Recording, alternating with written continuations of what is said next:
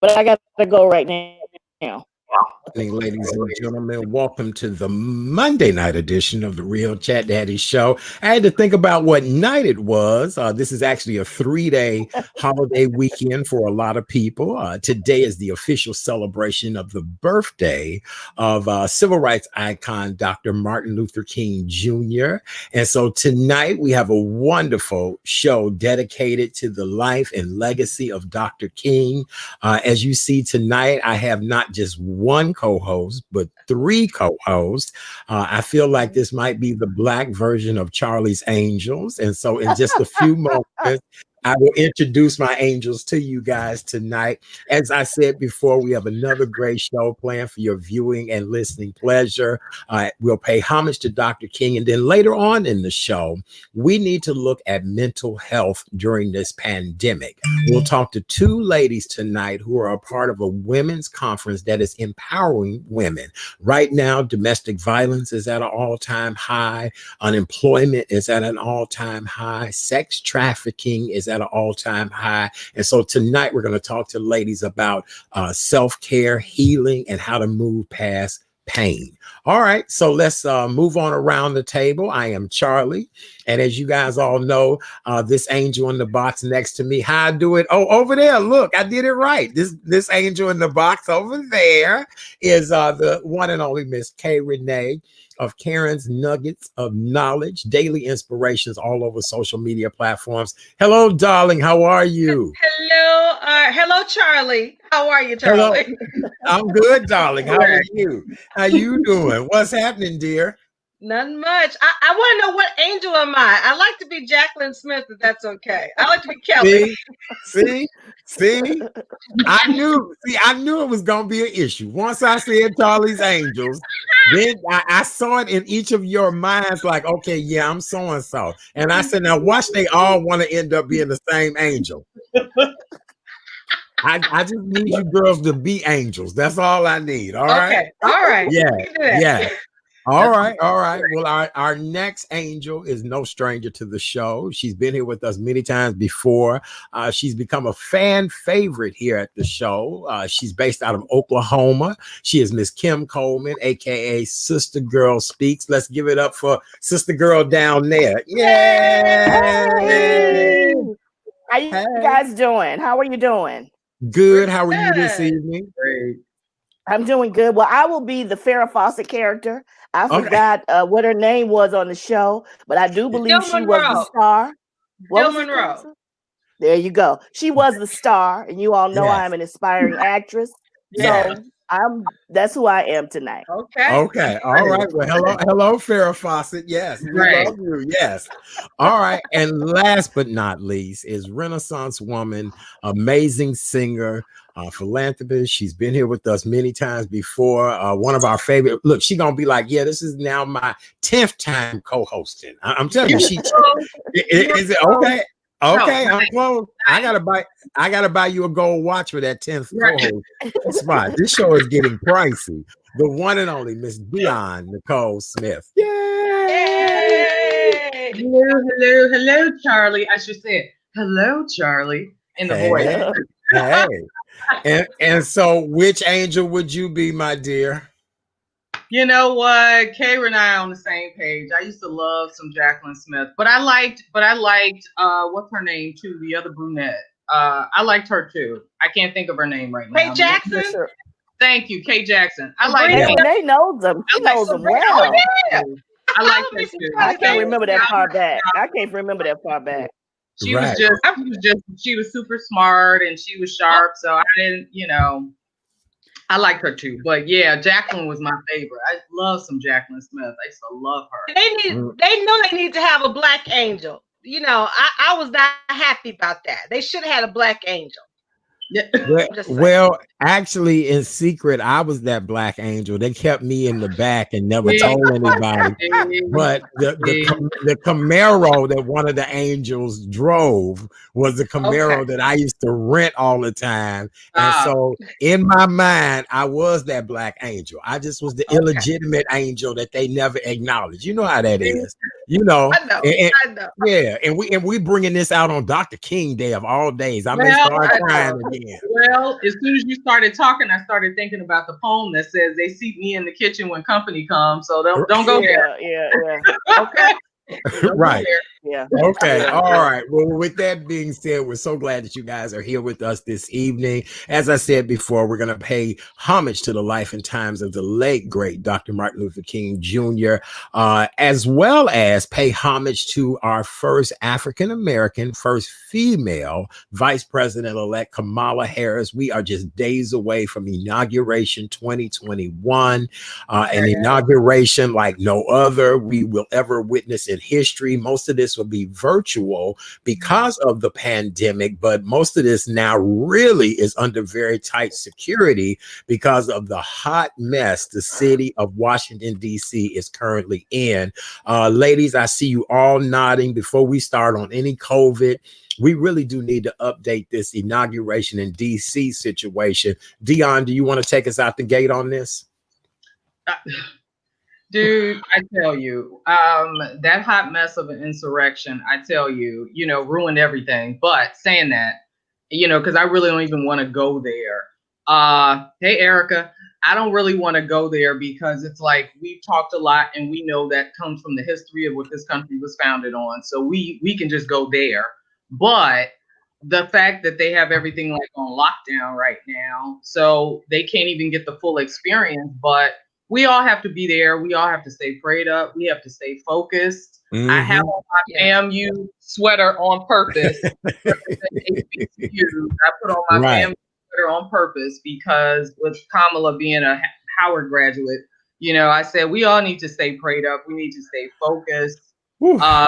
Because we have to keep our eye on the long game, which is changing this country, period. Outside of this election, outside of this inauguration, we have to continue to stay focused. So I just pray for their safety. I pray for everyone's families. I pray for all of the law enforcement and all of the National Guard and everyone coming together across the country to go to DC to actually protect. God bless all of them because this is no small feat right now.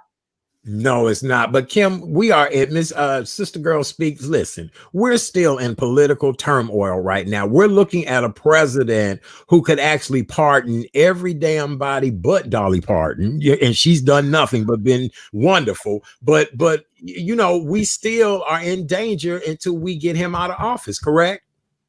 Correct. He will be out of office in 41 hours, as I'm looking at someone's clock right now. You all, I think I've told you, I lived in DC for 19 years. So I was able to go to a couple of inaugurations. I went to the inauguration of President Barack Obama for the first and the second one.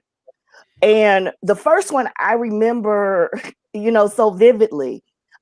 People had come from all over the world. I had friends that came in from Canada. People had come in from all over the world. And even though it was cold, that Chicago, it was so cold, you could feel the hope. I mean, people were just in the streets and laughing and joking, and it just felt so good. And it felt so good to be able, as an American, to witness that firsthand. And you met people from all over. And the fact that this is shut down and the American public cannot participate, it really makes me very sad. And that, it's amazing what one deranged man can do. What one deranged man can do, that if he had said the right thing or done the right thing, this whole thing would look totally different.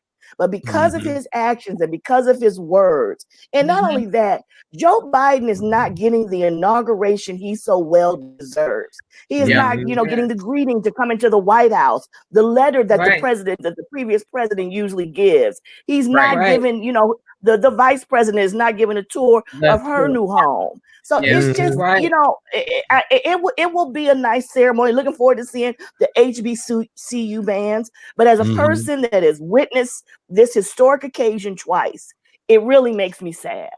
Yes, we also want to shout out Chicago's South Shore Drill Team. They will Yes, be performing for the inauguration as well, too, Oh along with wow. all the Okay, other very yes, good. celebrities. So, yeah, big shout Very out to them. good. And as you said, yes. the HBCU bands will be performing. So, and thank God we all knew how to pull things together for, a virtual celebration. We've had to all learn how to pivot. We will be Mhm. having an inaugural night. Show and discussing everything that happened within the day. Kim, I couldn't agree with you more on everything that you said. Kay Renee, I noticed you've been taking all this in. Where are you at with all this right now? You know, just to piggyback what Kim has said, we're going to have an inauguration like no other. But what really has saddened me, and I know we're going to talk about the legacy of Reverend Dr. Martin Luther King Jr. You know, I happened to see on The View, and then I saw and heard our soon to be former First Lady talk about Dr. King. I was angered. I said, how dare this woman speak of these words of which you know damn well she did not write. Someone else wrote it. And she did not live what Dr. King has lived. You know, I saw Ted Cruz and all these other uh, insurgents. That's what I like to call them speak about Dr. King's legacy.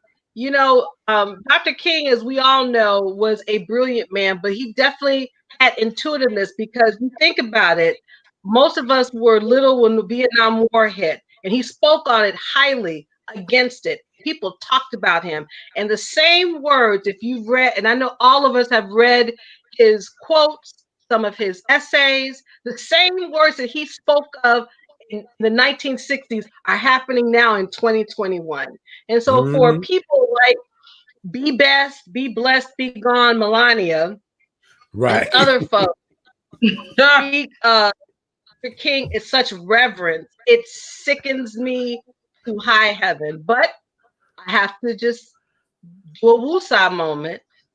And I'm thankful that all of us and most of us know what his message and what this day really represents as a day of service. So That's right. Well, I'm if I can, grateful that we if I have, can interject, if Sure. I can interject, sure, Bernice King tweeted this. When you tweet about my father's birthday on MLK Day, remember that he was resolute about eradicating racism, poverty, and militarism, and believe that the church should lead in that work. We will be participants in making it so. So she was basically saying, you can quote my father all you want to, but if Right. you're Right. not living his legacy, then maybe you need to keep his name and his words out of your mouth. I agree. exactly. The one thing that I really do want us to talk about tonight is, how do we reclaim his legacy? And how do we teach future generations to respect and appreciate all that Dr. King fought for us for? I think it's so important, and I think a lot of this has been lost, and it's our fault, right? I hmm can only speak from what I see. I'm hmm blessed that I came from an environment of a household of educators. I came from an environment of strong people in the church. I came from an environment of all of these things. So many young people and so many people do not have that anymore.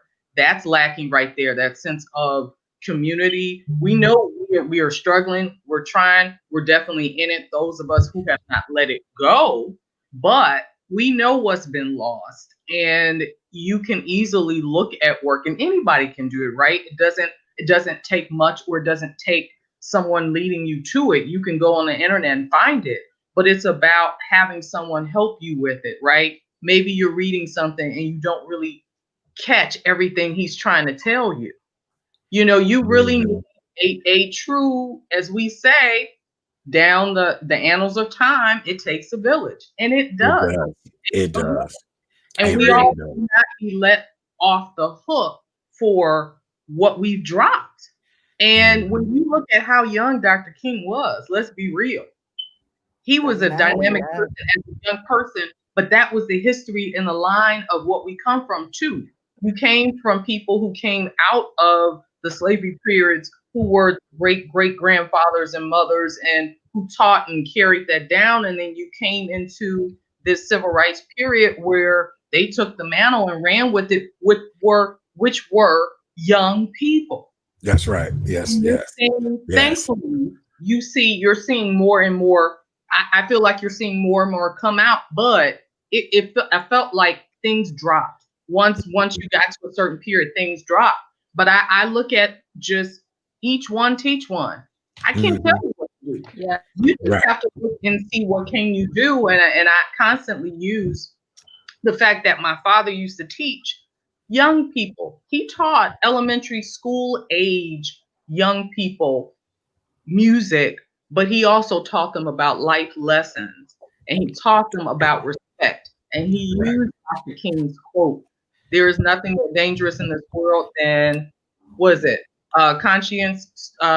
sincere ignorance and conscientious stupidity." He Mm-hmm. used that constantly to teach Right. because those kids may not have been getting it at home.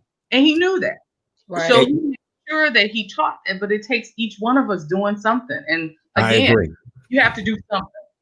Yes. All right. Well, with that being said, when we come back to our conversation, I definitely want to continue that because today, being Dr. King's birthday, it is meant to be a day of service, but we don't want you guys to think it's just this one day.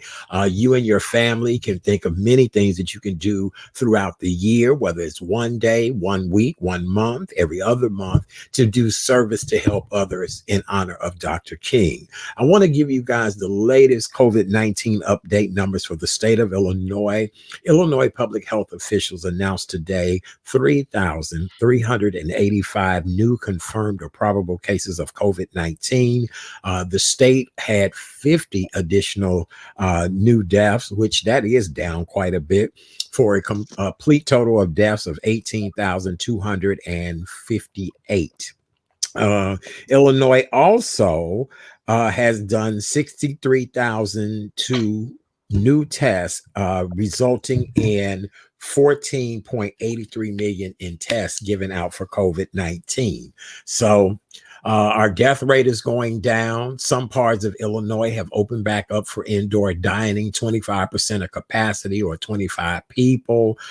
Areas as close as Bloomington, Normal, Illinois, which is about an hour and a half away from here, they're back open. Ladies, do you think, Miss Kim, I didn't even ask you, is Oklahoma back open or can you guys go in restaurants or is it all still takeout? We can do going to restaurants, but they close at a certain time. We Okay. had 1,837 new cases, bringing our total to almost 356,000. And we've had over 2,000 deaths. But I did want to tell you all, I shared this with Art and Kay Renee. My parents who live in Arizona, live in Scottsdale, Arizona, got their vaccine, the first shot. They got it last week.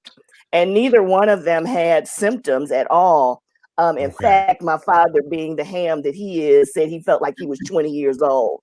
Okay, Oh whatever. my. Oh my.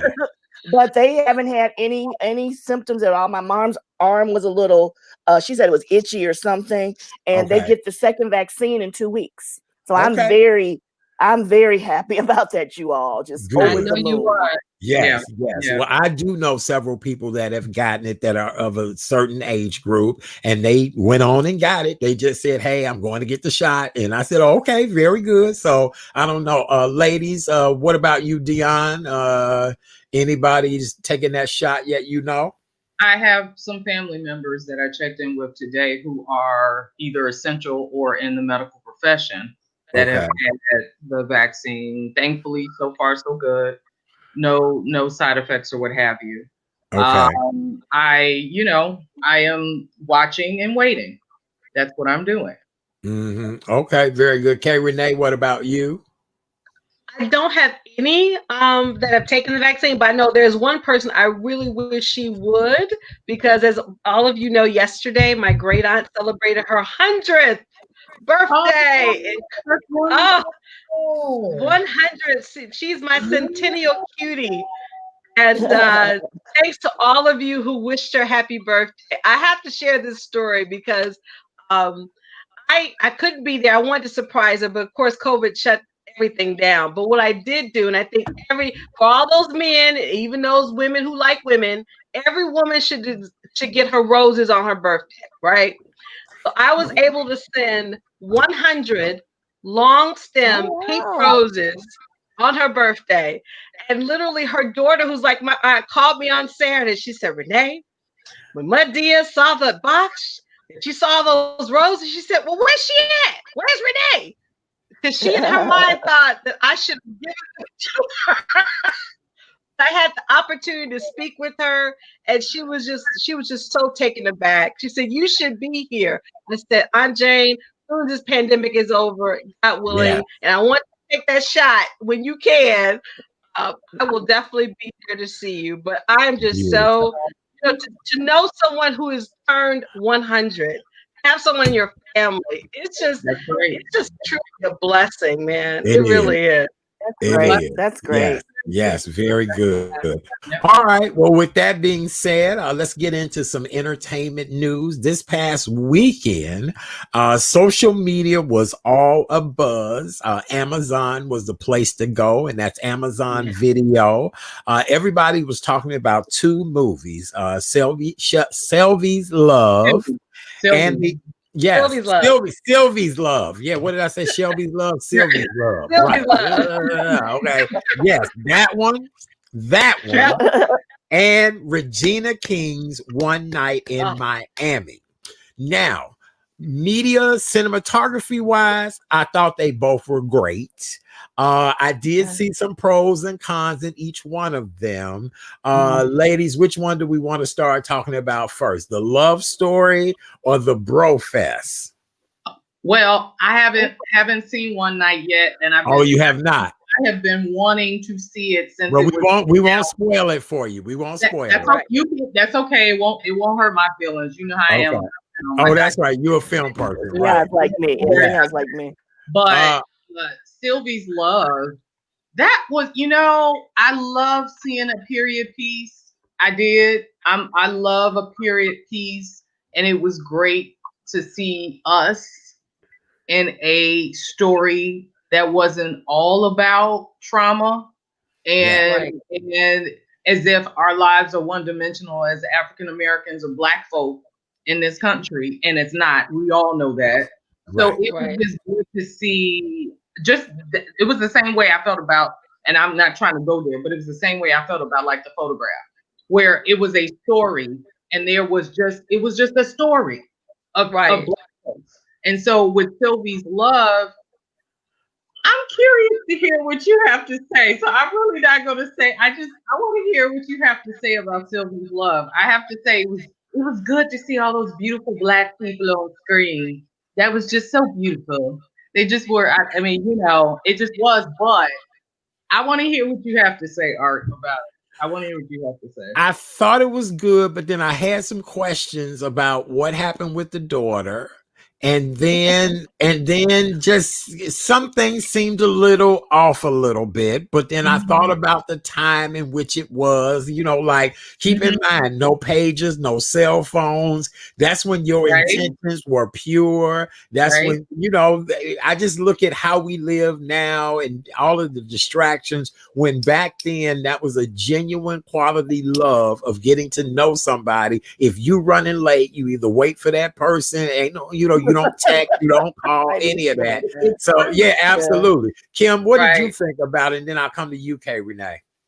Okay. I loved it. I loved Sylvie's Love. I thought it was very well made. I thought it was, all know, I'm hard on movies, and I thought it was well made. I thought the costumes in it were just amazing. When it starts out, the music, that Nancy, I've been listening to Nancy Wilson ever since I saw the movie, and it was just such a great story, and I know we're going to talk about other movies, but Black people in Hollywood are really doing their thing. I mean, they are really doing their thing.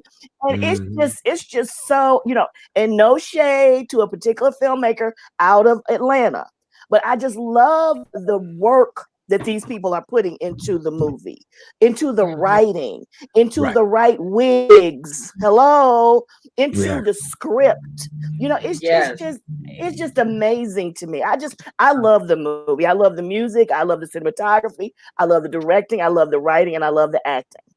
Right. Very good. All right, Renee, your thoughts on it?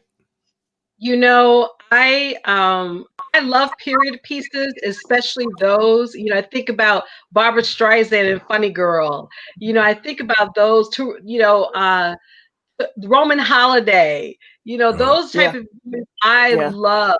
So to Yeah. see Yeah. us, I can see myself be playing Yeah. Tessa Thompson's character. Have Namdi, Carrie's husband. I had no idea how talented he was. I mean, yes, he was Yeah, a football player. he's He made the adorable. transition to actor, and he is fine. And I said, produced it. Carrie, you did Yep, and well, producer, girl. exactly. He's And yes, adorable. she and did. she, Yep. she was an executive producer of the film. So Hmm. not only in the front of the camera, behind the camera, there's us. So that's Right. good to Yeah. see. I mean, the music, I love jazz. The way he played, you know, the band, it's just, it reminds me of a different time. It's like, okay, why? I wish I was born in that time. I would have wondered what it would have been like. And of course, you know, Black folks during that time with segregation, all that, you know, they kind of touched on it a little bit, but the core of the story was love, how you fell in Yeah. love, how you found Yeah. love, and what you do for love. It's just Yes. really, I was just like, I had nothing to Yeah, say, Yeah. but bravo. yeah. Well, and you Yes. know what? I was going to touch on something that Kim said because it's true. You know what I find that is so important, and we know this, representation matters, but you're only able, and you do what you have to, and you do what you can with what you have, right? Which is the Right. reason why you see so many independents coming up, you see so many festivals coming up, you see so many avenues for people to actually get their work out, and that's so incredibly important.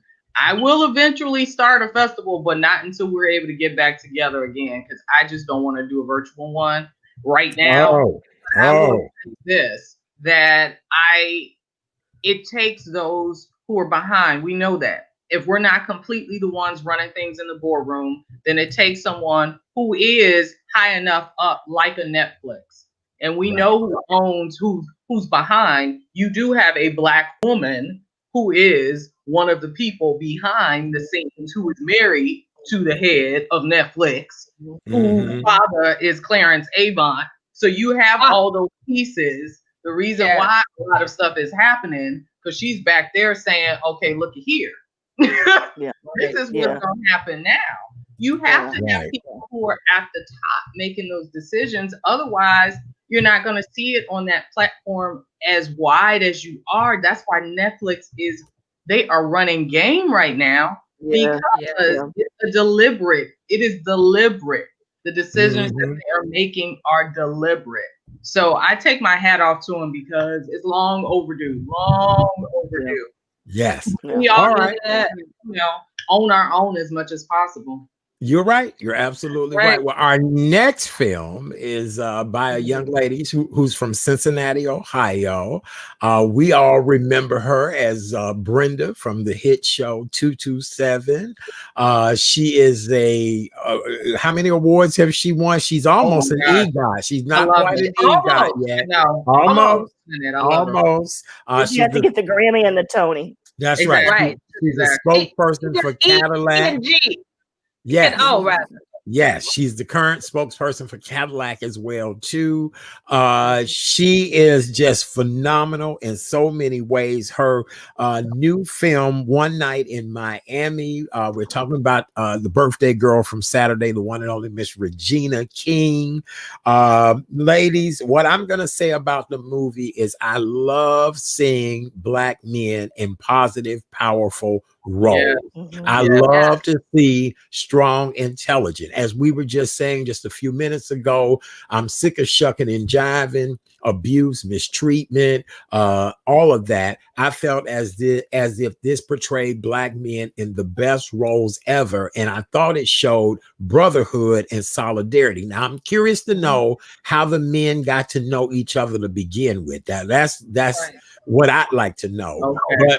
But the exchange between them in this dialogue, I thought was great. What do you all think about One Night in Miami? You haven't seen it yet, Dion, but Kay Renee, what did you think about it? You know, first of all, I didn't know that really existed. I know it was inspired by true events. And then, of course, when I did research, I said, wow, they really know each other because, I'm a Sam Cooke phenomenal fan. I mean, my dad used to play Sam. In fact, I have all Sam Cooke's albums down in the basement. Whenever Oh my dad got Lord. he would play every last Sam Cooke you could imagine. And in fact, in his homegoing, I had A Change Is Gonna Come. So hearing how that song was intricately woven into the storyline, I was like, wow. And the actor who played Malcolm X, I was floored, absolutely floored. Yeah. To your point, Art, show brotherhood, show solidarity among Black men. This is what the world needs to see because the world continues to see brothers in a very negative light. They need to see brothers in a positive light. So that is what I really took from it. I took the fact that all the four men were just strong in their own right, but you saw the vulnerability of each Yes. of them. That's Right. what I liked as well. So Okay. Good. great directorial debut by Miss Regina. She's on to something. That's all I got to say.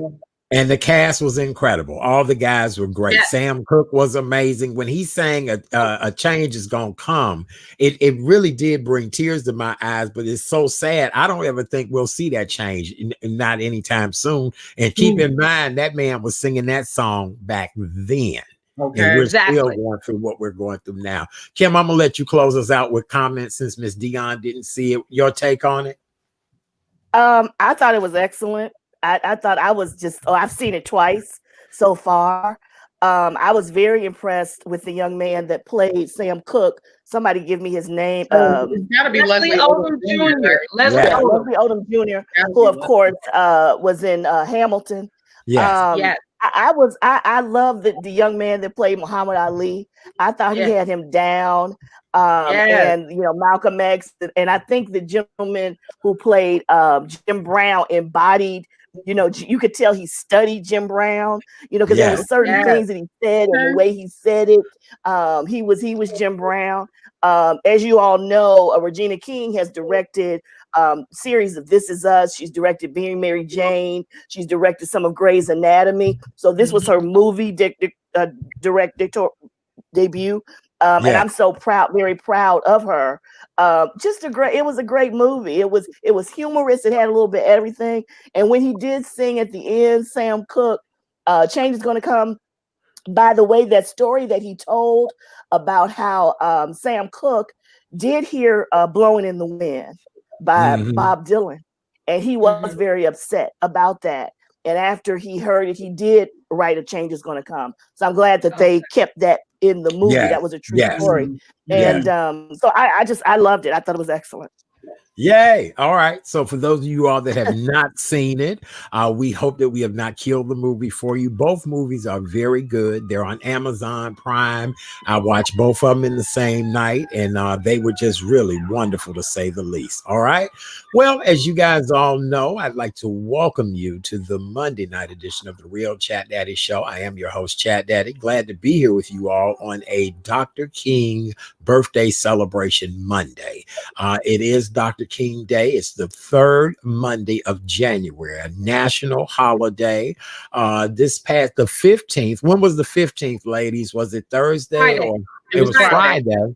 Friday. This past Friday would have been Dr. King's 92nd birthday if he was still alive. And so in just a few moments, we're going to talk about what would Dr. King think if he was still alive today with all of the political issues we're having, unemployment, this pandemic, just the racial problems, I don't know, it's a lot. So we'll talk about that in just a little bit. As you guys all know, we're a health and wellness show.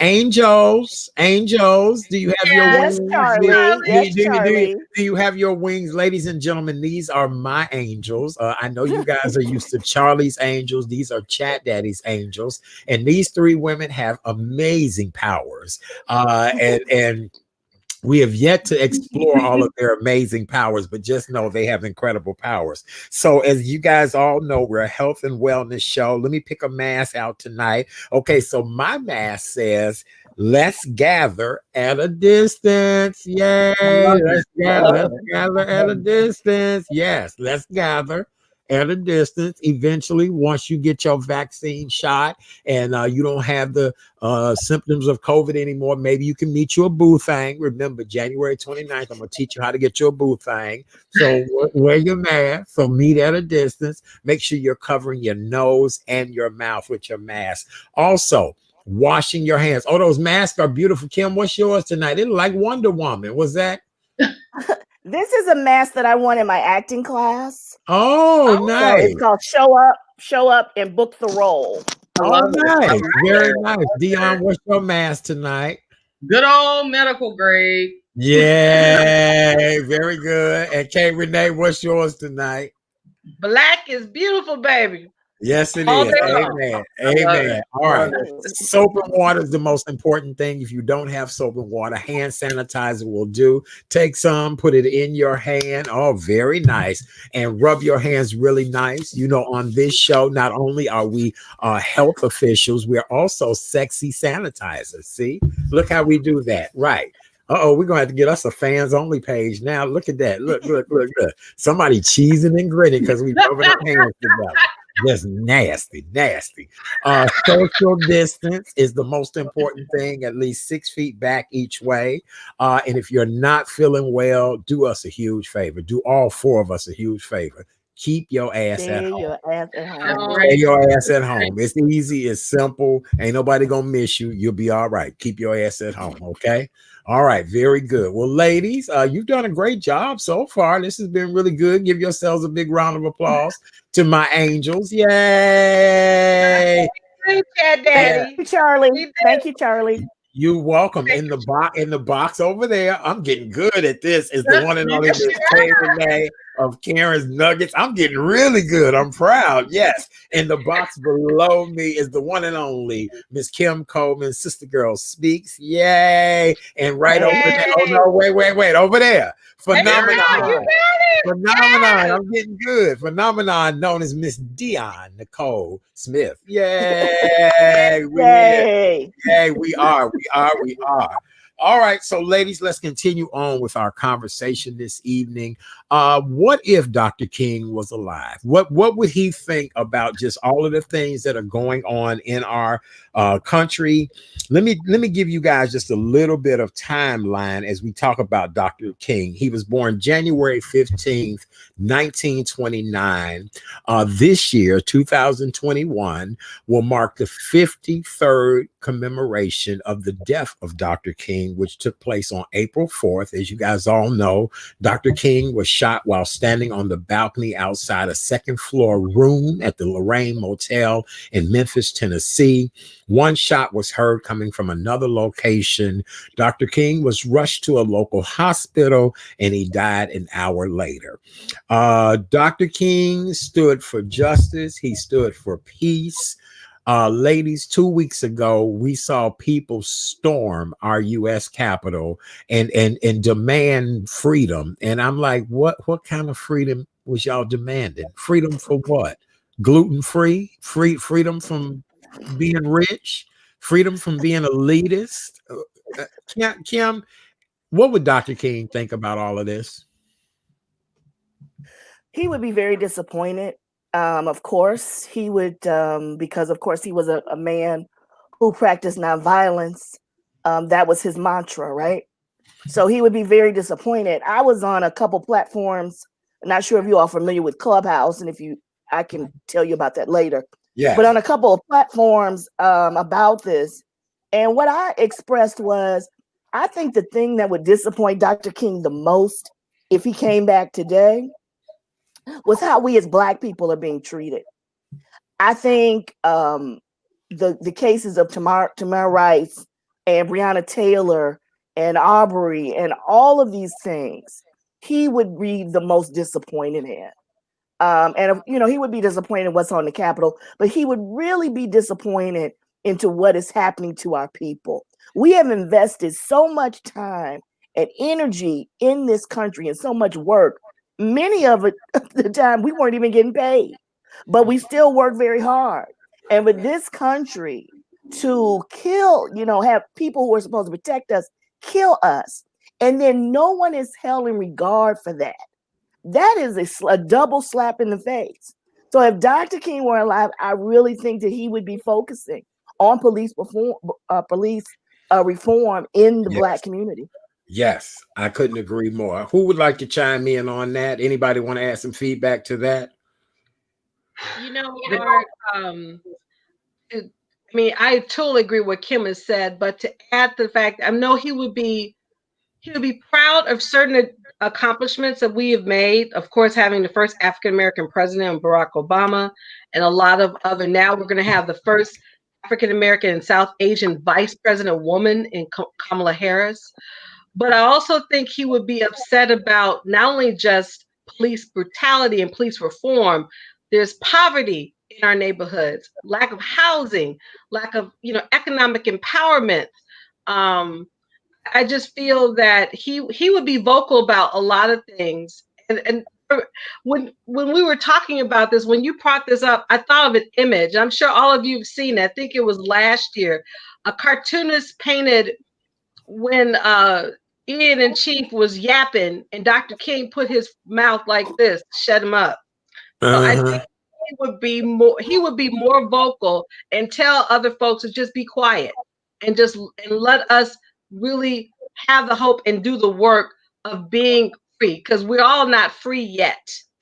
And I think he would be very vocal about that. But at some point, I think he would be happy. In other ways, I think he'd be very disappointed, disgusted.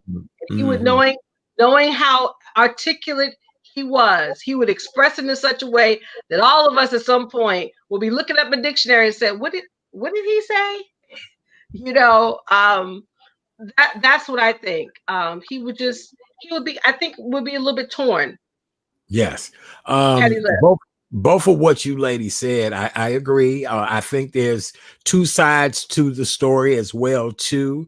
I think, and both of you ladies are very spiritual ladies. First of all, let me say this before I even go into our next guest. But Dion, I look at everything not only from the physical, the mental, but I look at it from the spiritual. Dr. King's soul would probably be so weary with all of the foolishness that we have just seen in the last, let's say, 20 to 30 years. I mean, Breonna Taylor, George Floyd, unemployment, looting, just honey, the man probably would just be weary from everything he's seen. What do you think, Dion? Yeah, when you just said that, it made me think, sometimes when you don't know what to say because you keep fighting and it feels like nothing changes, you just want to get on your knees and weep. Yeah.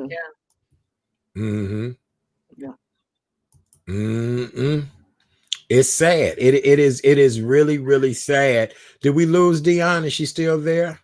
She's frozen. Wait a minute. Let's see. Dion, are you there? Let's see if we can bring her back. Hold on. Let me try again. Dion, you there? Hello.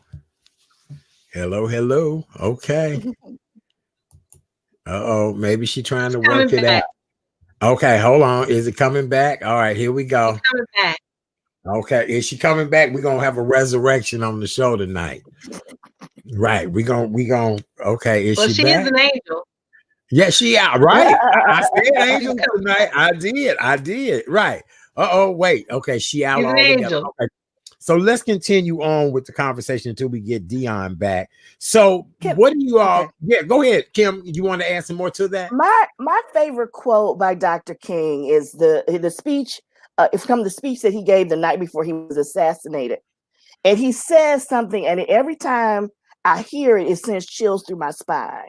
And it says, "All that we say to America is to be true to what you said on paper: life, liberty, and the pursuit of happiness." Yes. We as Black people don't want a whole lot of extra, most of us. We just want a nice place to live, earn a good living, maybe go on a vacation, send our kids to college, have a sip of wine. Kay Renee wants to have some Hennessy, and Art wants to move to Miami, and just be about our business. That's all we want. We don't want extra.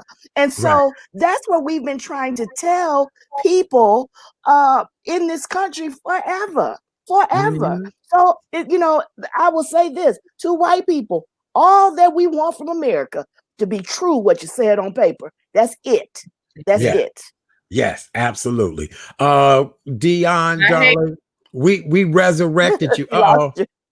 in the 9 times that I have been on here, that was the first time ever you've lost me. So that irritated me to no end. I was like, ah. But Well, anyway, wait. We already had a good comeback and everything. You are an angel, my dear. We resurrected you. And thank you. K. Renee said, oh, she's an angel. She'll come back. I And love and and, that. and, and You'll be poof, all you right. Thank came you, back. Renee. Look, they're gonna not have us listed as a miracle worker show soon. You know what I'm saying? Right. Yeah.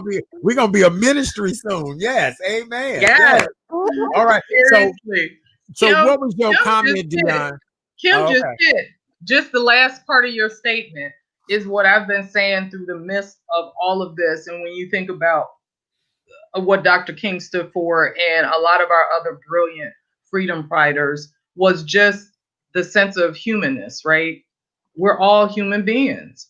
And like you just said, just on a basic level, treat me the same way you would want to be treated. And I love the quote that he gave about, we must learn to live together as brothers or we will perish together as fools. Does that kind of sound like what's going on right now? I Yes. mean, we're all in this together. We're all living in this world together at the same time.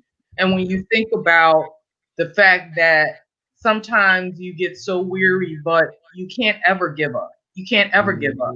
I know our forefathers, our family members that had no choice when they came to this country, but to do what was asked of them, and that they still kept the faith. They still kept pushing.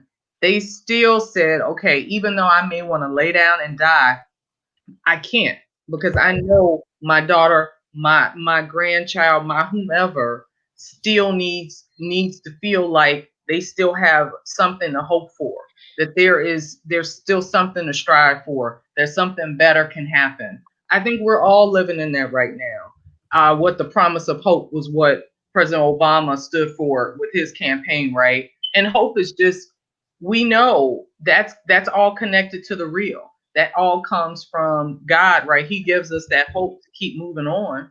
He gives us just that sense, just that little bit. We have to all just within ourselves, we have to all feel that.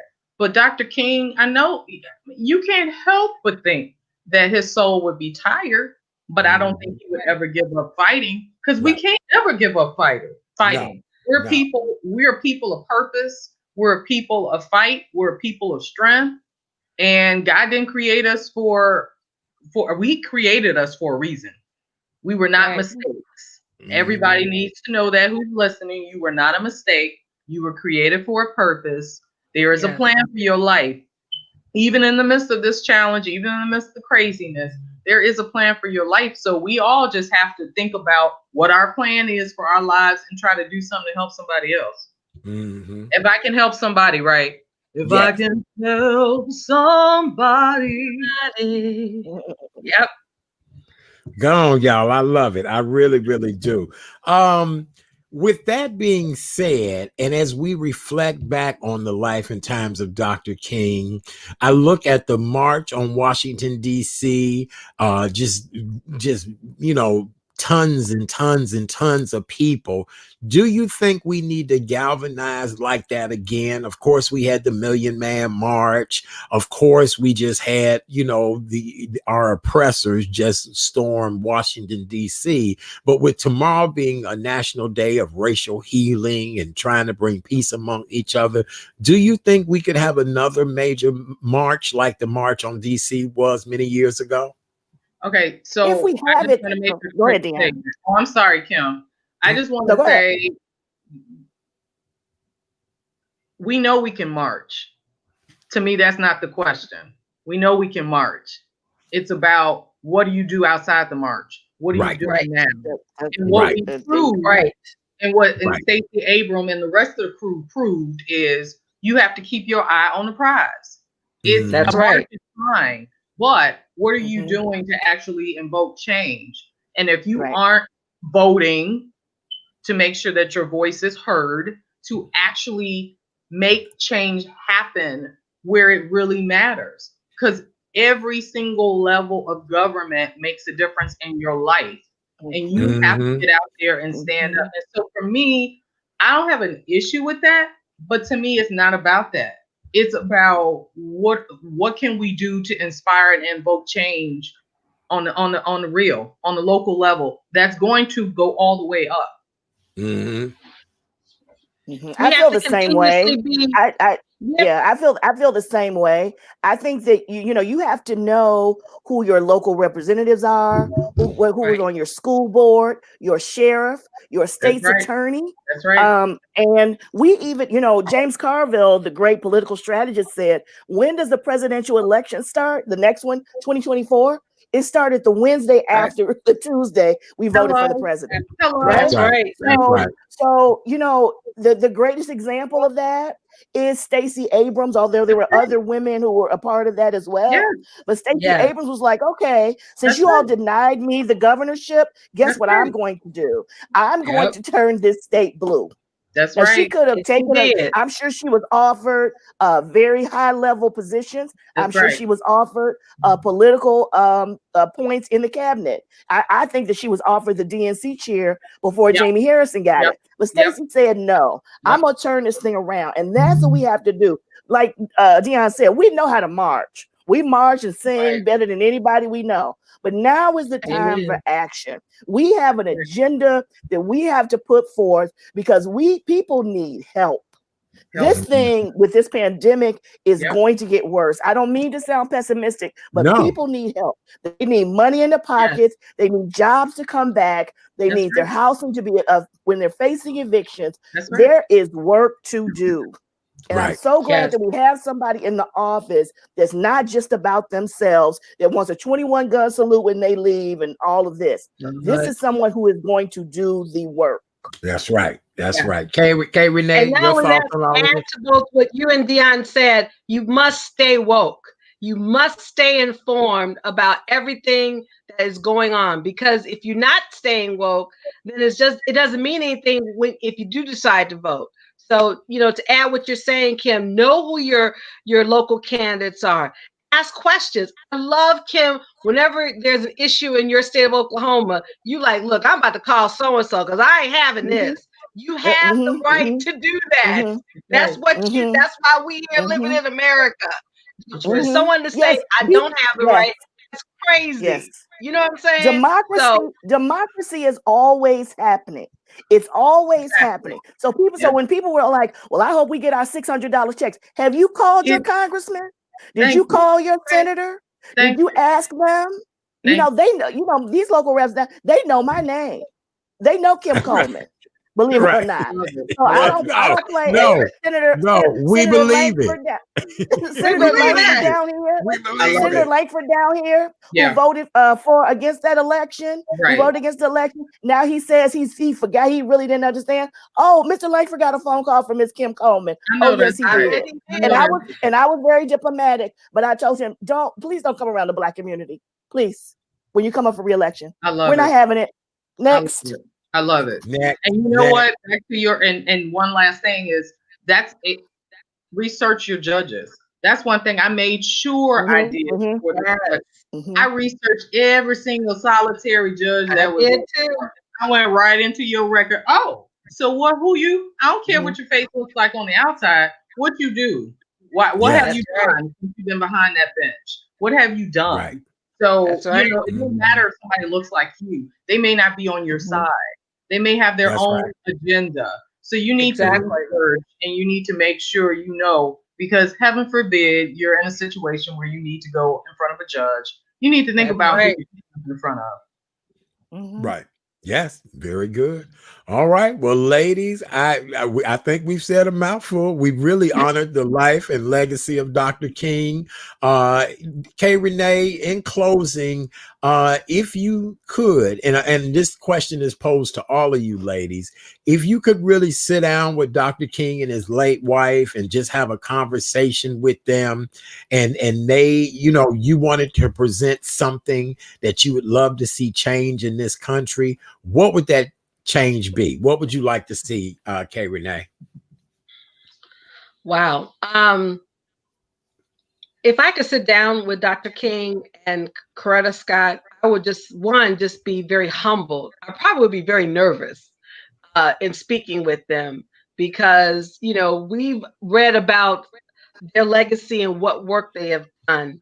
But I would ask them, how to really be nonviolent, because you've seen the protests early in the 60s, the sit-ins where folks were being thrown at with food and they were just being just very antagonistic. I would ask that question because I know I can be very combative at times. So I would ask Dr. King and Mrs. King, look, I want to make a difference. And I know you've used the use being nonviolent. How could I do that to invoke really change in this country? Because change from the 60s is different now than change in 2021.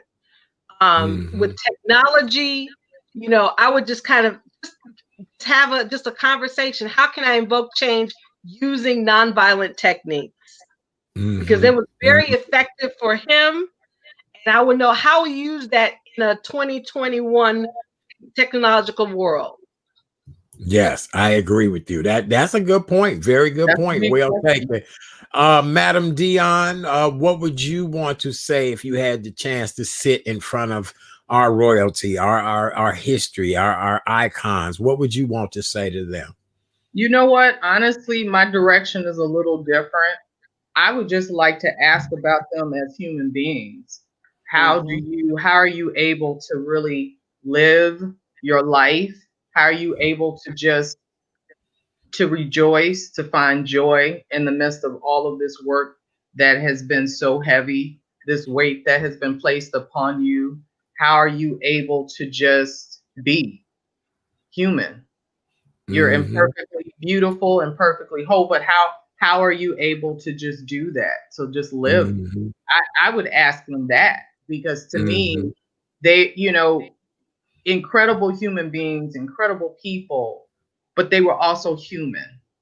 And when you get put on a pedestal and you are placed in a certain position, people seem to forget that you're human and nobody's perfect. So I just would, I would ask them, thank them for all of the service and their sacrifice and their willingness to let God use them. But ask them how are they able to just be? Yes. Amen. That's beautiful. It really is. Kim, I'm gonna bring it to you to take it on home for us. Go right ahead. Okay. If you had can I be honest? Oh, absolutely. Please. Yeah. Okay. I'd ask them to introduce me to their fine son, Dexter.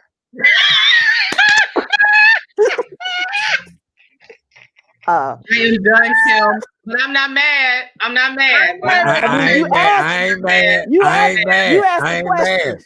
Because that brother we right ain't there. never mad. We know you alive. Look, I have a dream. Look. Okay. I'm not mad, Kim. I'm not mad because I got cousins that are just like in my family, so I'm not mad. Look, Kim, that lets us know you're alive, baby. That lets us know you breathing. And look, I love to keep honesty amongst my troop. You get what I'm saying? That would be the first question. That would be the first question. So then after they introduced him, Dexter proposed to me.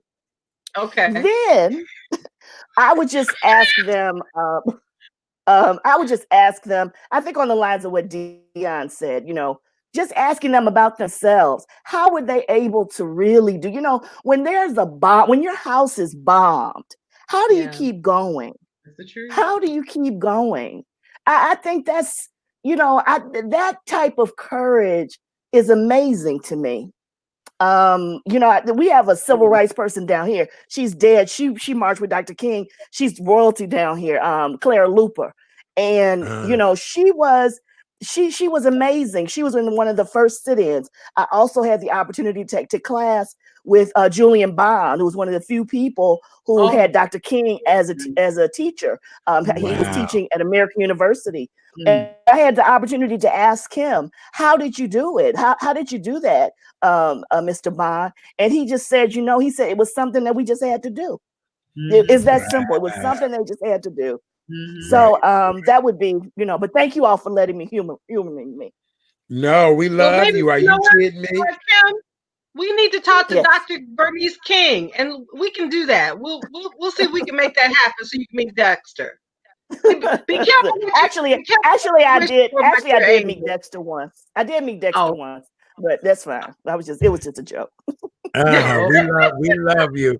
Look, the sisterhood thing is running good on this show tonight. We do that. That was funny. It was really great. Well, ladies, I appreciate you so much for this wonderful dialogue. We hope that you, the listening and viewing audience this evening, have enjoyed our conversation about the life and times of Dr. Martin Luther King Jr., civil rights icon, pastor, father, husband, son, a man who was way before his time and has been gone now this year, 53 years. And a lot of the things that Dr. King fought for, we are still struggling to this very day to even be recognized for and about. With that being said, tonight we're doing something to be able to help people this Dr. King Day. If you and your family did not do a day of service or a day of giving back, either way, however you say it, we have two options this evening of things that you can do if you'd like to give a monetary gift. As you guys all know, our good friend, Miss Dion Nicole Smith, is the woman who helps to raise money and awareness for IMD Guest House. IMD Guest House is a wonderful place located in the Illinois Medical District that allows people to have housing who are in need of accommodations during treatment. I think I did a great enough job. If not, Dion, please explain to everybody and what you're looking for. And I will put IMD Guest House website up on the screen. Go right ahead. Yes, you did. Thank you. Thank you, Charlie. Yes, you're welcome. We provide safe, temporary, affordable lodging. And I always like to make that distinction only slightly because it is temporary. So think of it as a place that is more affordable than your typical hotel, but that we provide resources, not just physical, but emotional. We try to be there for our guests who come to stay in these fully furnished apartments so that when they are going through chemotherapy or when they're almost about to have an organ transplant, and perhaps there is a veteran who's dealing with PTSD or sexual trauma, and they have to come in for 2 weeks and then leave. There's a program with Rush University's Road Home program that we support too. So we do some amazing work, and we try to give them a balance, not just the physical, but the emotional support. We try to make sure that they feel like they're a part of a community of people who feel what they do.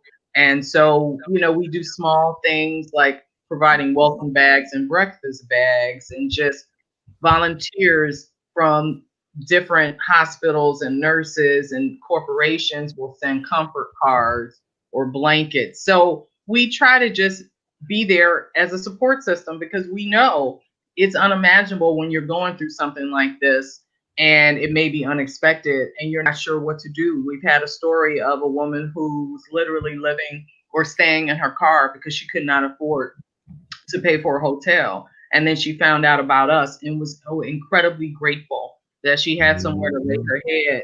And majority, a good percentage of our guests we help them with the financial piece of it. So there are a good number of people that we just do not take any money from, because we just want to help them. And during this pandemic, we've also been blessed enough to aid our frontline medical professionals and allow them to stay at IMD Guest House for free while they're dealing with everything and don't want to go home or don't want to put their families at risk. We've been able to actually bless them. And I reached out to every single one of them who came within a couple month period last year, just to say, thank you for your service, and are you okay?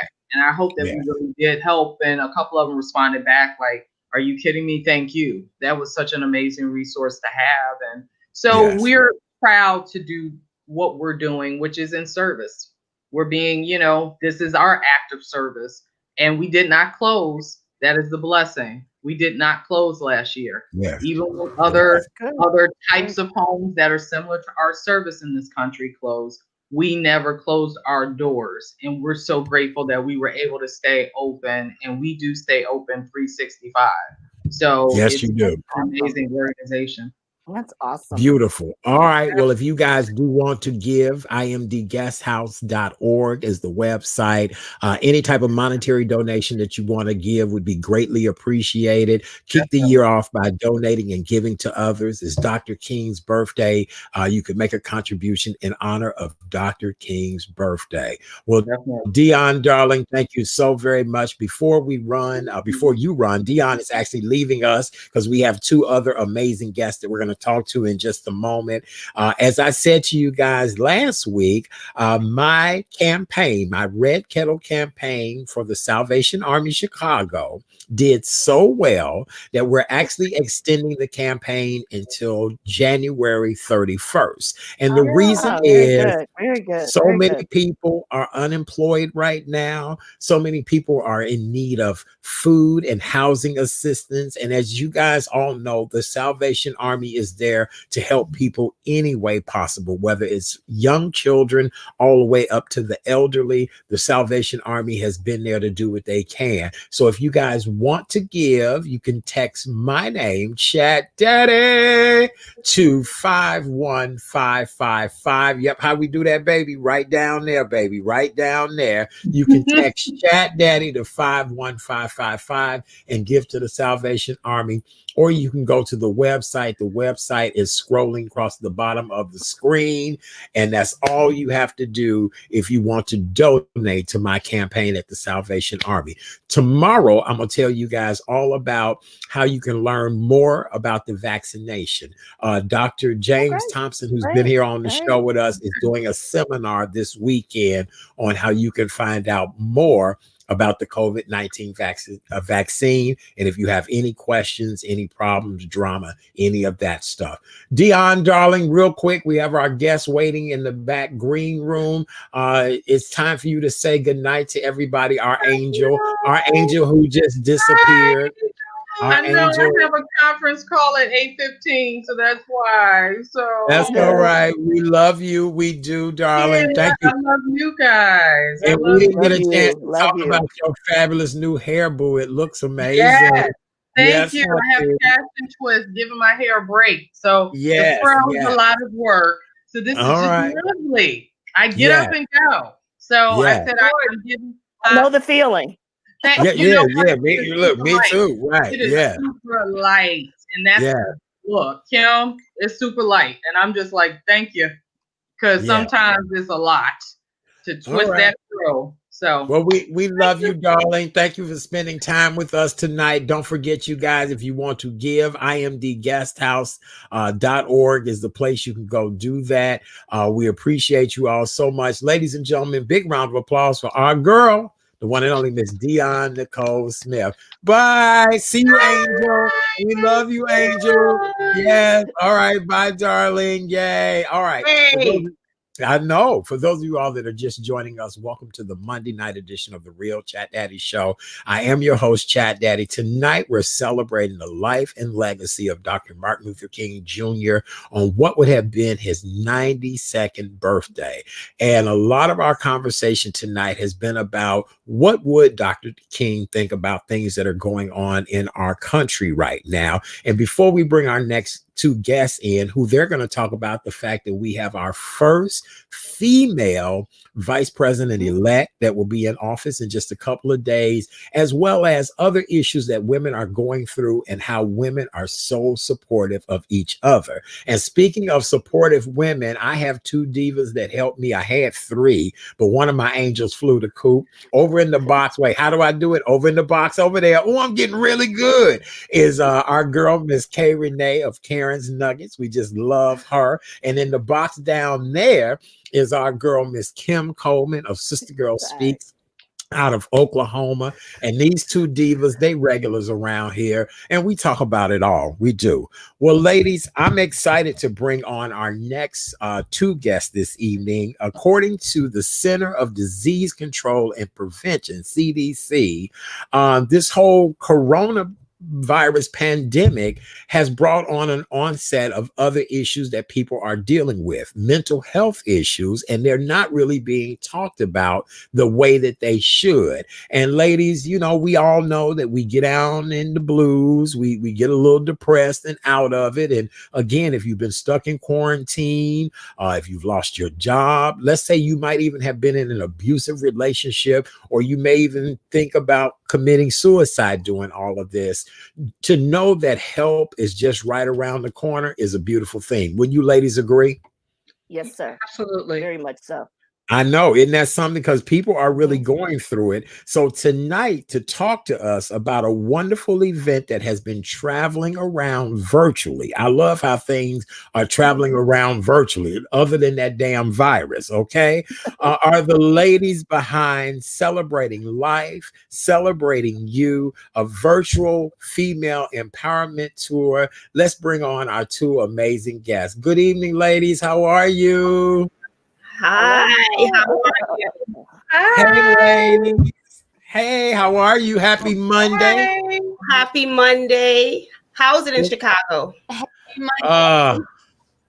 It's Chicago, honey. You know, it's Chicago. Actually, you know what, though? Most of our Dr. King weekends are usually a lot of snow and really brutal temperatures. And believe it or not, it's actually decent here. And we've only had minor flurries. So we're actually doing okay weather-wise. Okay.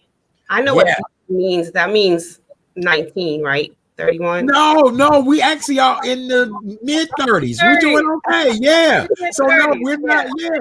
Look, no, we're actually doing better. I mean, you know, if you're courageous, you can put on a pair of flip-flops if you're courageous. Or crazy. Right, yes. Yes, absolutely. Well, it's a pleasure to have you both here tonight. Ladies, do me a favor. Lisa, I'm going to start with you. I've been knowing you quite a while. I'm so honored to have our other guests. Introduce yourself, tell everybody a little bit about you, and then we'll go to our next guest and we'll start our conversation. All right. Thank you again for having me. It's Kay Renee. Thank you so much. So I'm Lisa George. I always say my most important role is being a mom. I have a 19-year-old. He just turned 19, I think about a week and a half ago. I'm also a publicist. I usually say I'm a vessel of love, and that flushes out in everything that I do. As being a publicist, I'm writing a book. I'm a published poet, and I do a lot of nonprofit philanthropic work. So this is the tour. And then there's my friend Tanisha, who's with us. I'll let her take the mic now. Hey, man, Tanisha, how are you? Good to see you tonight. Welcome to the show. Thank you. So good to be here. And let me just say this. I live at the beaches. It's like an island. So sometimes there's some delay. So if you hear me coming across a little bit slow, I just want to apologize to your viewers. Just bear with me because the Wi-Fi, like I said, it's a remote island. So I'm blessed in that way, that I'm able to live right here at the ocean. But the other side of it is not being able to have great Wi-Fi. But with that being said, my name is Tanisha. My friends call me T stands for tenacious, because I'm always talking about how you have to be tenacious, hold on to your goals and dreams. I am a registered nurse, been a registered nurse for 17 years. I'm also an entrepreneur, a best-selling author, a poet, a speaker, and a coach. And I'm honored to be here to help celebrate life with you. Well, ladies, it's a pleasure. Listen, we already understand the Wi-Fi thing. This show is a reality news show. One of our co-hosts tonight just disappeared. But because I call them women angels on this show, we had a resurrection and she came back. So we understand, yes. A resurrection, huh? Yeah, we had a resurrection. She just came back. She did.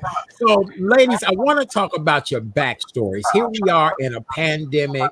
People are suffering, going through a lot of things. Both of you ladies are beautiful, very successful, well received.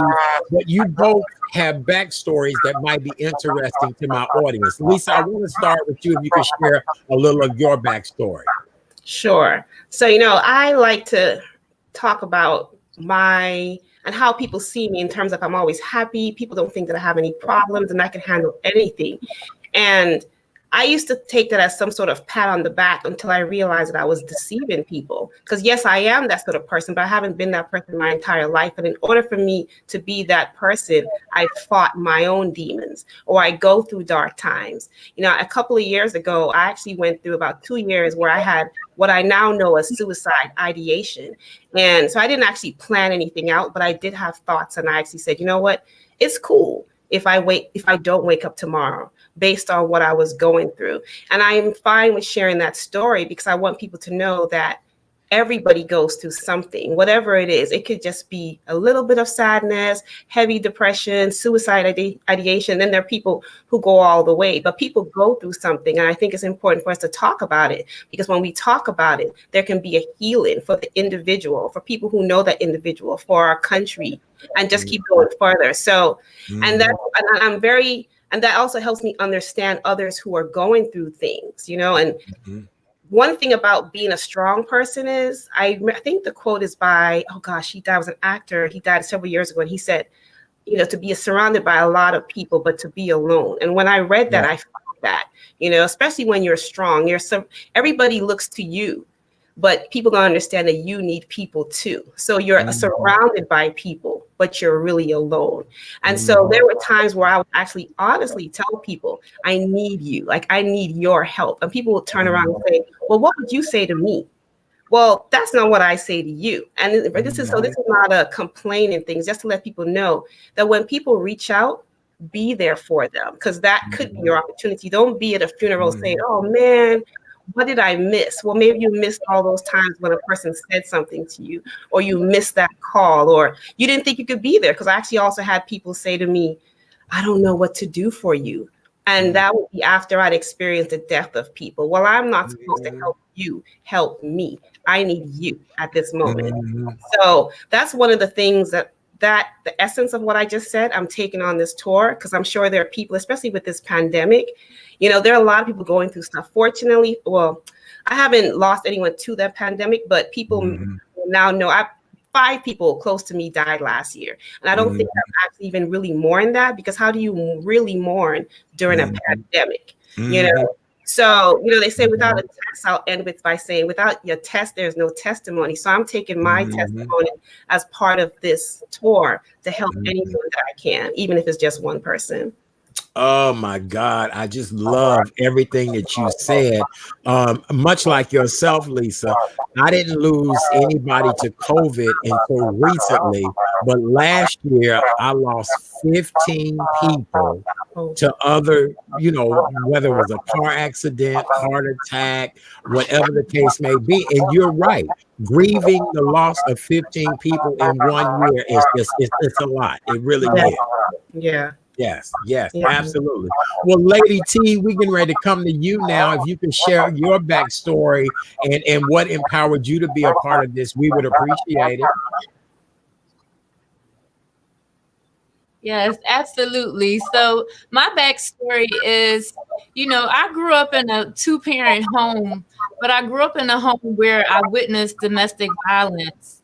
And believe it or not, statistics show that 60 to 70% of children who grow up in homes with domestic violence wind up either being an abuser or themselves. And unfortunately, I was one of the statistics. When you see corporation, or you get beat when you do something wrong, and that's how you grow up, that you're punished when you do something wrong, and you see the dysfunction, sometimes we normalize the dysfunction and we think, well, that's what happened as I was growing up. And so that's the type of relationship that you wind up attracting, even though that's not what you really want. And so from a young age, I learned to keep secrets from being molested at a young age, and not telling anyone, and devaluing myself. and having to learn to separate who I was, my body, from who I was internally, my soul, my heart, my mind. And so therefore I needed a disconnect to survive. So I disconnected how I felt about my body. And then that left me going on a road where I didn't really care about my body.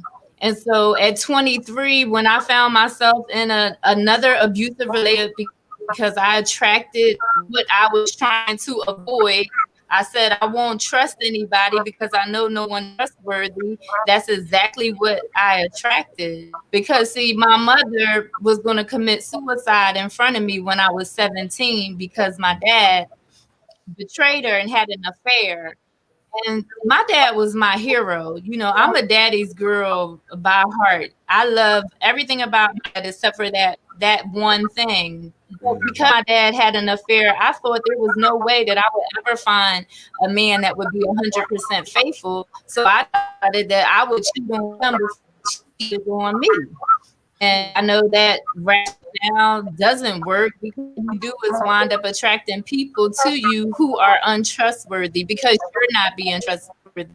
That led to a lot of abusive relationships, with me in a situation where I finally took a stand to not be in an abusive relationship, but I was financially dependent on this person. And because I was financially dependent on this person, and my son had already lived in 8 different places, and I finally had some stability, I didn't know what I was going to do to pay the rent. And so the only choice that I thought I had was what my girlfriend said, come work with me at the nightclub. And they weren't doing ballet at the nightclub. So I just put that in there. It's not ballet going on.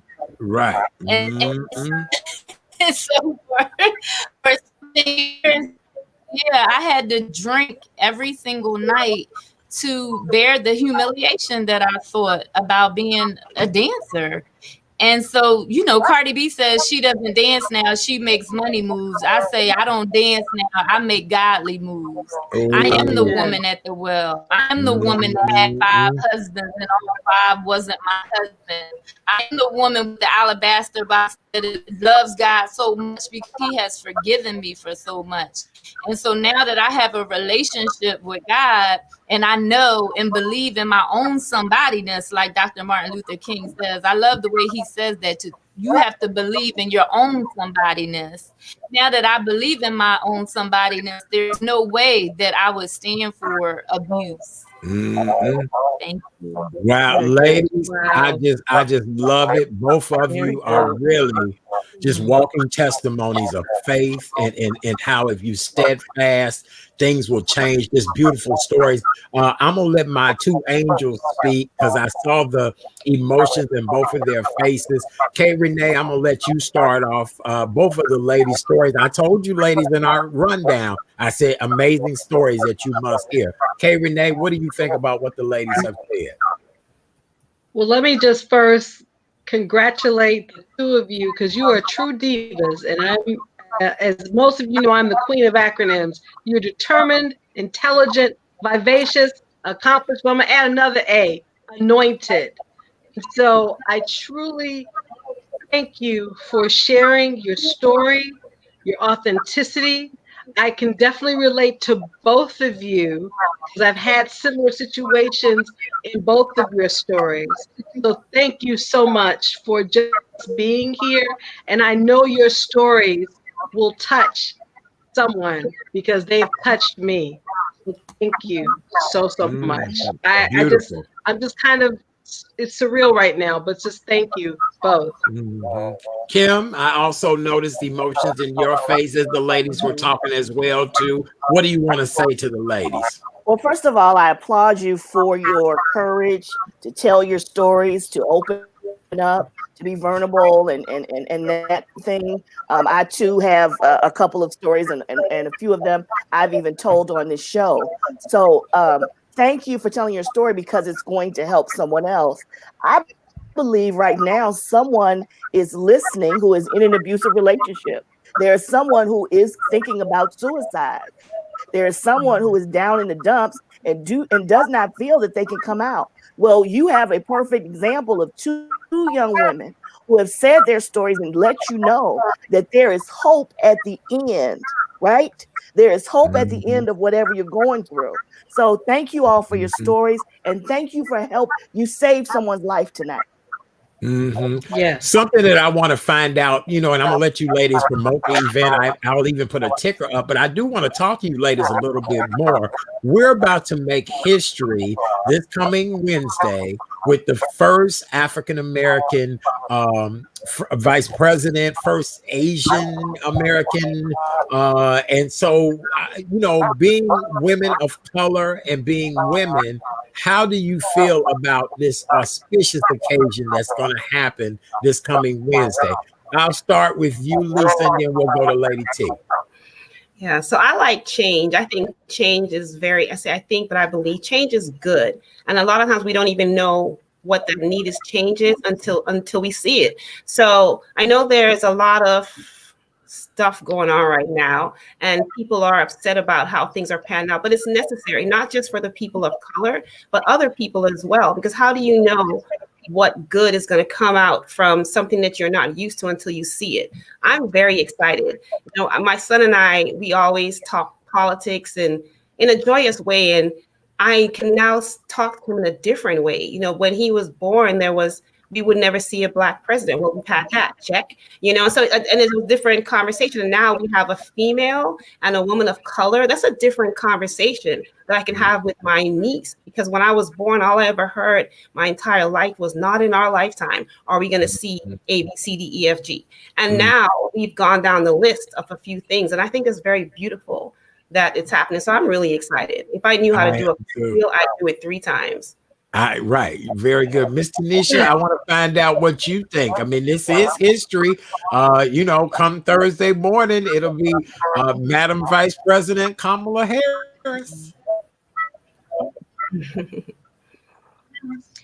I think the one word that describes it all is proud. I feel such a sense of pride that she is representing us as women. The fact that Dr. Martin Luther King's dreams are coming true, that this was one of his dreams, that we were treated as equal, and being as though she's having this position, it gives to our babies, to other women, to say, if she could do it, I could do it too. And just have someone look like us be in that seat is just absolutely amazing. I am every sister girl's girlfriend. I root for any sister girl doing anything positive, because we empower each other. We're so strong. We don't have time for no cattiness. It ain't nothing cattiness going on.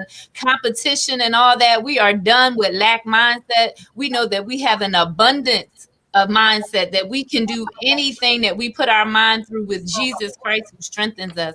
So I am just so excited and so proud to say, go girl. Go. Well, I know how my 2 angels have been feeling, because that's all we've been talking about. Ladies, is it anything you want to add, Kim or Kay Renee, about this? Because again, this is a tremendous moment in history to witness Kamala Harris being sworn in. Kim, I'll start with you, and then I'll go to Kay Renee. I am optimistic, and I'm happy about this. I just got something over the wire about the Trump administration putting out a 1776 commission. I think somebody put that up there. The civil rights movement. Got a feeling you're going to be talking about that tomorrow. Yes. Yeah. So I'm just a little upset right now. Sorry. I got you. Yeah. No. But kudos to Kamala. Let me just bring it back. Kudos to Kamala. I'm so proud of her. I remember when she used to be on the panel with Tavis Smiley, and I was very impressed with her then when she was Attorney General for California. So kudos to her. I'm going to do everything I can to help with the Biden administration, because we are inheriting a mess. Yes, absolutely. Kay Renee, your thought on it real quick? Well, all I'm going to say is, even though she's making history, she'll be making her story when she enters the White House on Wednesday, January 20th at 12:01 p.m. So that's all I'm going to say. I have pride. She's going to make things happen. And along with President Biden, it's going to be a new sheriff in town. And I'm just very glad and grateful to see someone that looks like me. We have young girls who can look up to Kamala and other women in the movement that are doing it well. So very good. Very good. Kim, do you need to go and handle something with the news, or you okay? I'm fine. Yeah. Okay, good. I just wanted to double check. Well, ladies, Lisa, I want to find out about this amazing event, and then how many dynamic speakers. You two ladies are just two of how many dynamic speakers, and how did this all come about? Talk to us and tell us about that. So there are 6 of us. There's myself, Tanisha, Lisa George, of course, Tanisha, who's on the show with me. Then there's Giselle Donovan, Sandra Cheney, Pele Hunkin, and Kelly Casey. And it came about because I'm always listening to the cues and paying attention. And although I'm really, really busy, I was really, really busy, I got this message really to put on a tour, and I ignored it. And you know how that goes. It keeps coming at you. And so I decided that I'll put on something regional, but that was not it. So, and I just kept paying attention. Finally, I decided, you know what, let me just go ahead and do this. And being that, when something is divine, then it can happen. And so it's been really easy. To put it together. There are the things, it takes a lot of work, but it's really easy because I'm walking the divine path with that.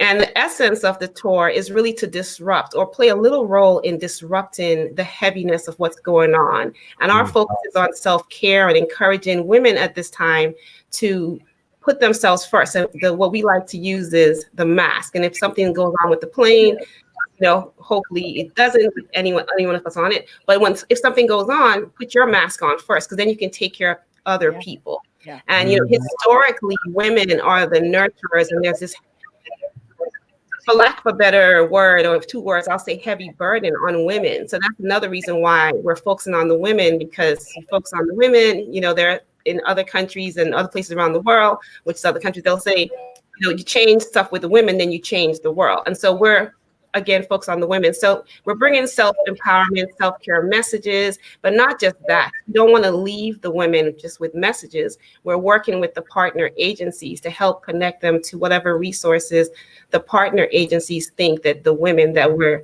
going to be talking to need. So that could look like housing or daycare, just whatever it is that they need. Is very area specific.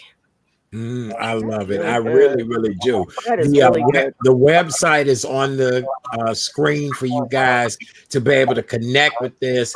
I want to get a closing thought from Ms. Tanisha as far as just a message of hope and inspiration. You've been just amazing with everything that you've been saying, and your backstory is one I understand. I find it fascinating, and would love to talk to you again about your backstory.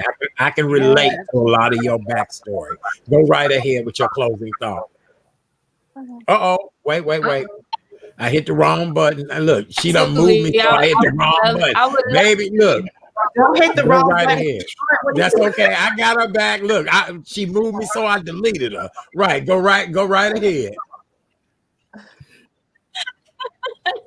I would love to come back and speak to you further, but Lisa G is the mastermind of the Celebrating You Life Tour. Any way that we can encourage one another. I like to talk about being tenacious about your goals and dreams, holding tight onto those things that mean something to you. What are you going to do with your life? That we 86,000 seconds of each day. That only thing that we really own is our time. So how are we going to spend that time? Are we going to spend our time creating things, being grateful, going after those goals and dreams? Because we know we serve a turnaround God. He can turn any situation around. And so you may not see a way, he makes a way. So he's making a way for me, and any way that I can help anybody make a way, that's what I do. And I just love just saying, be tough, right? Be tough. Wear your tough skin. Don't quit now. Keep breathing. You have survived this long. You're still here. You're still standing because you have fighting power in you. And we're ready to take it up another notch and have that thriving power, that full powerhouse power in your spirits. Fight to win, because see, we already been set up to win. We're not perfect. We do sin, but we've already been set up to win. And so if I say, just keep your head up, take your chin, your thumb, put it right under your chin and lift your head up and look up. Because if you can look up, you can get up. Get up every day. If you fall 7 times, get up 8 times because you're still here. There's so many people, if coronavirus didn't teach us anything, it should have taught us to be grateful for the life that we do have, because tomorrow is not promised. That's why my site is called Tanisha now, because past, we can't do nothing about the past. Right today, right now, we can make history for tomorrow. So what is your history for tomorrow going to look like? What is your now going to be? Stay blessed. Look, right. Look, all we can say is good night. Good night. Good night. Thank y'all. Turn the lights out when you leave. Yes. The doors of the church are open. The doors of the church are open. She's on the tour. Yes. Right. Woo! I love this. I think this is the best thing ever. Look, people saying, girl, preach. You're doing a great job. We do. Lisa, tell us one more time how we can get tickets, connected, all of that. I'll put the website back up there. All right. So it's free, and it's people can get information on connectingyou2.com, which is on the screen, but it's free. We're working with partner agencies. It's an invite thing, because it depends on where we're going. There are some places that are domestic violence situations, or, they're just, so we're being very careful with the exposure, but it's invite only. It's free. The next stop is going to be on the 26th, and that's going to involve 36 agencies. And so a lot of people, but yeah, it's free. And people can go to the website if they're interested in us coming to their city or working with their organization to have us come. And just one more thing I want to say, encourage anybody, if you don't know what to do for self-care, please go online and look. Because I know when you're being bombarded with a lot of information and negative people in your ear, you may forget what you can do. So I would like to tell people, just in case you forget, just Google self-care tips and do something. Any move is better than no move. Because I think each person has to counter the negativity, and starting with turn that, your phone off. Because yes. Yes. I agree, honey. These phones is a hot mess. They are. Well, ladies, they're a hot mess. They are. Ladies, I just want to say I love and appreciate you both. Thank you for taking time out of your busy schedule to join us tonight. Just beautiful stories. Lisa, I never knew that. And we've been knowing each other for a long time. So just to see you, my friend, come full circle and share such an intimate detail of your life, I love you even more, because God appreciates that, and so do I. And Tanisha, same way with you. I would love to discuss your backstory, because I can relate to a lot of the things you talked about as well too. So with that being said, Kay Renee and Miss Kim, you want to say good night to the ladies? Good night. Thank you all so much. This helped me. This helped me. Yes. So then I know you helped some other people today. So God bless both of you. God bless both of you. Yes. Thank you. Continue to stay safe and be fabulous. Thank you. Ladies, we love you so much. The website, again, is connectingyou2.com. Again, let me put that back up there. It is connectingyou2.com. Ladies, God bless you both, and I just love and adore you, and I look forward to talking to you again real soon, okay? All right. Get Chicago. All right. And come back and visit. Honey, no, we getting ready to come wherever you all are. Look, I need to be by some water in the ocean, and I need to have on flip-flops, all of that. Let's not even look, y'all gonna make me depressed. Goodbye, good night. Love y'all. Good night. Bye. We love you. Be safe. Oh, that was great, ladies. That was awesome. That was really good. I love both of them. That was great. Well, ladies, we've come to the end of yet another amazing show. Coming up on the show tomorrow night actor, motivational speaker, businessman, Chicago's very own Mr. Simeon Henderson will be here tomorrow night. He's written books. You've seen him in a lot of just wonderful TV shows, movies, all of that. Simeon is just a really great guy. He's done television, you name it, all of it. He'll be here. And then tomorrow night, we're going to talk about the recent uptick in armed robberies and carjackings, not only in Chicago, but other major cities across the country. Carjackings are so damn out of control in Chicago. It just does not make, oh, honey, hot mess. And armed robberies. Armed robberies and carjackings are a hot ass mess in Chicago. But as I was talking to other people across the country, it is going on in other cities as too. So tomorrow night we're going to have a roundtable discussion about why is all of this going on? What is the problem? What is the issue? No, I know people that are afraid to even just go to the grocery store now. Wow. Right. Yes, it's bad. It's really, really bad. It really bad.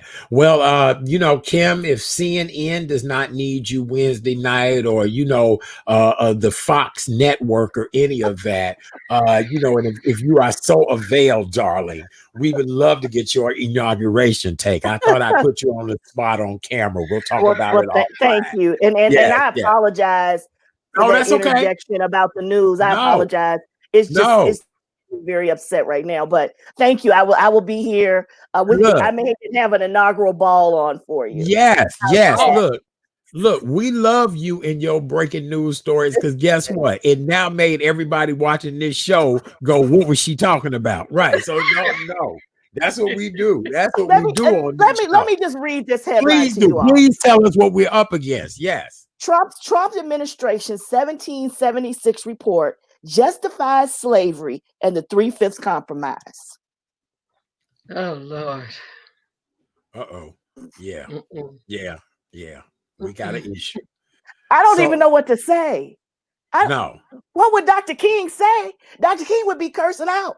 Would be cursing. Right. He would. And the living hell is this? Yes. Okay.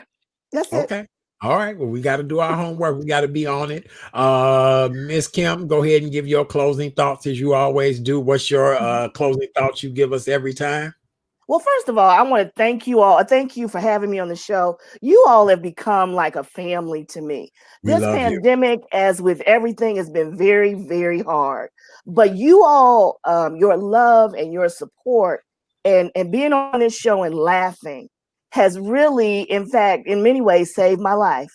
So I thank you hard for that. I thank you. And I mean that from the bottom of my heart. And I'm going to go look for Dexter after this show. But I just want everybody to hang in there, as the young lady said in the chat. Hang in there, you all. Pray to God about what you're going through. Praise Him for what He's done and what He's going to do, and work hard for whatever it is you want. God is here. He is your Father, and He is here to help you. Love you guys. Amen. We love you too. Don't jump off the broadcast when it's over. We got a funny story to share with you. Okay, Renee and I have a funny story. So don't jump off when we broadcast. Hey, Renee, go ahead and say your closing thoughts, my dear. Just to piggyback what Kim has said, Art, I've known you since the Sandbox. I am just so grateful and thankful to you for seeing greatness within me. To be part of this. I am looking so forward to continuing this. Kim, you are my sister girl. And if you ever need me for anything, I'm a phone call, text, Facebook Messenger away. To all, as I'm going to give my nuggets, I wasn't live today, but I'm going to say this nuggets today. So you were born to be real and not to be perfect. And to piggyback off of that, remember this, ladies and gents. Perfection is God's business. Strive for excellence. Very good. Make it happen Monday. Yep. Yes. Very good. All right. Well, with that being said, ladies and gentlemen, we've come to the end of yet another amazing show. We really do appreciate you guys being here with us this evening as we pay homage to the life and times of the late, great Dr. Martin Luther King Jr. on what would have been his 92nd birthday. This has been a just incredible show. We really do want to thank the ladies of Celebrating Life, Celebrating You, a virtual female empowerment tour. Just great stories, great stories. Lisa and I have been friends for years, and I never knew that backstory. So you just never know somebody's testimony and journey. Kim, I can't wait till we get behind the scenes so we can tell you that you're not alone. We appreciate you being here with us, and you really have helped to make the show. So that's what it's all about. Don't forget, coming up tomorrow night, Mr. Simeon Henderson will be here. We got a couple of stars coming by this week, as well as we're going to talk about the crime that is going on here in Chicago, as well as other major metropolises. You can tell Kim out there in Oklahoma, she like, what? You got to be kidding me. Right. My city. That's my city. Oh, no, Kim. I mean, it's so bad that there's like every day on social media, somebody is saying my aunt, my cousin, my whoever got carjacked yesterday, to the point that it's a normal post where we were seeing posts of people saying died of COVID. No, we're seeing damn, so-and-so got carjacked or robbed yesterday. It's horrible. It is just horrible here in our city right now, and in other major cities as well too. All right, for more information about yours truly, do me a favor. Please visit therealchatdaddy.com. It's so easy. It's so simple. That's my website. It is right there. Take a little look-see, as we would say on this show. Also, do me a favor. Go over to YouTube and subscribe to The Real Chat Daddy Show. You guys have actually been doing that, and I appreciate you. On Facebook, you can subscribe to The Real Chat Daddy Show as well, too. If you ever want to see an encore performance of any of the shows, they're found on YouTube and Facebook, The Real Chat Daddy Show. Yay, that's what it is. Tomorrow night, crime and Simeon Henderson. I think he's played a cop a few times. I think he's played a criminal a few times. Yay. So we're going to talk about crime tomorrow night. He's a great guy. He really is. On behalf of Miss Kim Coleman, Sister Girl Speaks is what she's known for, a social media influencer and blogger, an aspiring actress, as well as the woman who sits in that box next to me most nights, Miss Kay Renee of Karen's Nuggets of Knowledge. Yes, just like catfish nuggets. Delicious. Yes. Yeah, good nuggets. People love nuggets. That's a smart idea. That's right. Right. Nuggets with Hennessy. Ooh, look, that sounds like a after hours conversation we should have. Oh, goodness. Get your favorite nuggets and some Hennessy. We love it. We do. All right. We just want to say God bless you all. Have a wonderful night. Thank you for being here with us tomorrow night, 7 p.m. Central Time. We'll talk to you tomorrow. Good night, ladies. See you in a little bit. All. Stay safe. Have a great night. Don't forget to wear your mask, don't forget to wear your mask, sanitize, social distance, and if you're not feeling well, keep your ass at home. Good night. We love you all. Bye. Bye, guys.